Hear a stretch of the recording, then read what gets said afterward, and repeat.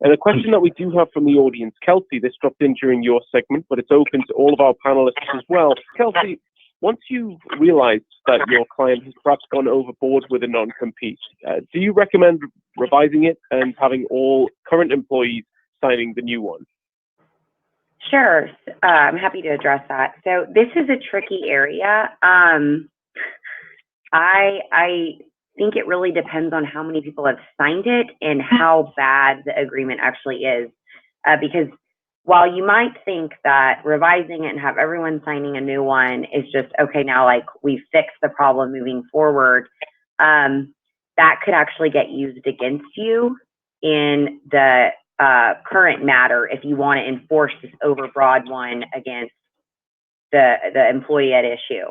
So if you're going to do that, if you're going to enforce, I think you kind of have to wait.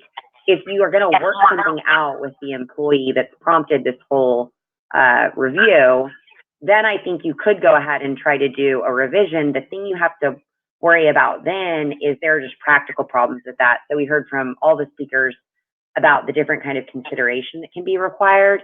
And sometimes you cannot meet those requirements just by handing someone a new non-compete in the middle of employment. Like occasionally it takes a promotion or something like that. And so what I usually advise people to do is revise it and then have a new version for moving forward, and just recognizing that while we're using the legacy non-compete with anyone, we're gonna have to come up with these creative solutions, because I think you can almost make the problem worse by handing a bunch of employees a new non-compete to sign. But it really does depend on your jurisdiction and, like I said, how bad the agreement is. At least that's my opinion. The other speakers may have different thoughts. Yeah, this is Avi Scoff. If I could just chime in on that. You can, I agree with what Kelsey said, you can really create a problem for yourself.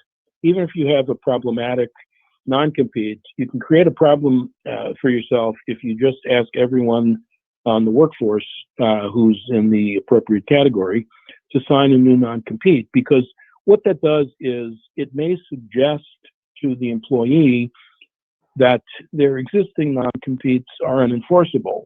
So people who aren't thinking about leaving suddenly say, gee, I wonder why they're giving me this non-compete to sign. There must be some kind of problem. I heard so-and-so was leaving. You know, maybe mine isn't enforceable. So that's your first problem.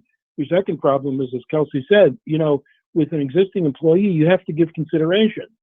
And you don't know how long people are going to stay. You don't know how long the period of employment is going to be.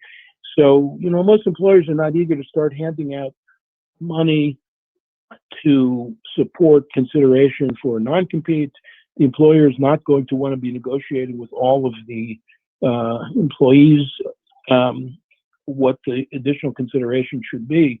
So if you develop a new form of non-compete, there may be natural points in the life cycle of the business where they ask even old employees to sign. There may be a new pension plan implemented. There may be a reorganization implemented, and you can try to implement the new non-compete in the context of some other changes that are happening in the business so that people don't jump to the conclusion that there's a big problem. But I also agree that part of that depends on just how bad the non-compete is. If you have no protection whatsoever under your existing non-compete, that could change the analysis.